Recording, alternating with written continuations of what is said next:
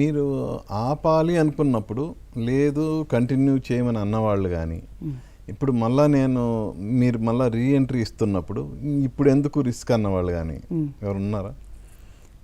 ఆపేటప్పుడు వద్దు అని యాక్చువల్లీ ఎవరు ఆ మాట ఆపొద్దు అని అంటే మమ్మీ నేను కలెక్టివ్గా తీసుకున్న కాలేనండి ఇది. ఎందుకంటే అమ్మ కూడా ఇప్పుడు ఏంటి what is the process of mode of monetisation అనేది క్లారిటీ లేనప్పుడు అండ్ నేను పర్ఫామ్ చేయను అన్నప్పుడు ఓకే ఈ రెండు వద్దనుకున్నప్పుడు కొన్ని రోజులు ఆగి చూద్దాం అనే thought was a collective డెసిషనే.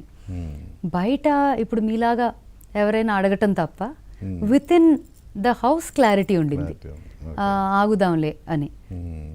And మర్యాద అక్కడ దాకా like we maintained throughout ఒక లాంటి ఒక ప్రెజెన్స్ ఒక ఆ ఏరియా ఆఫ్ మ్యూజిక్ ఇచ్చిన స్పేస్కి ఒక వి గ్యాదర్డ్ సమ్ రెస్పెక్ట్. సో అది అలా ఉంచి will come back when it is time అనే థాట్లోనే అలా కామ్గా మిగతా ఆర్ట్ మీద ఫోకస్ పెట్టాను.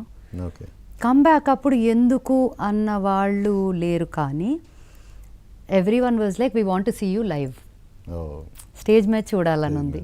ఎందుకంటే చాలా కాన్సర్ట్స్కి పెద్ద పెద్ద వాటికి ఇక్కడ మన సౌత్ ఇండియన్ వాటికి వెళ్ళినప్పుడు ఇక్కడ ఇది చేసుంటే బాగుండేది, ఇక్కడ ఈ స్కోప్ ఉంది, వాళ్ళు అది మిస్ అయ్యారు అని నాకు ఆడియన్స్లో కూర్చొని యాజ్ అన్ ఆర్టిస్ట్ అవన్నీ చూస్తూ ఉంటా. సో ఆ కోరిక of wanting to make something very unique అనేది ఎక్కడో లోపల డీప్ డౌన్ ఎప్పుడూ ఉంటుంది.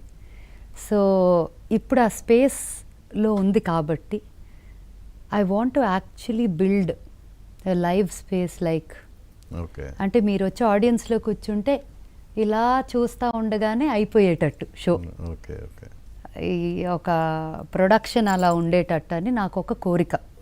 అది ఎంతవరకు ఏ స్టేజ్ వరకు లాగుతానా అనేది పక్కన పెడితే మొండిదాన్ని కాబట్టి చేస్తా.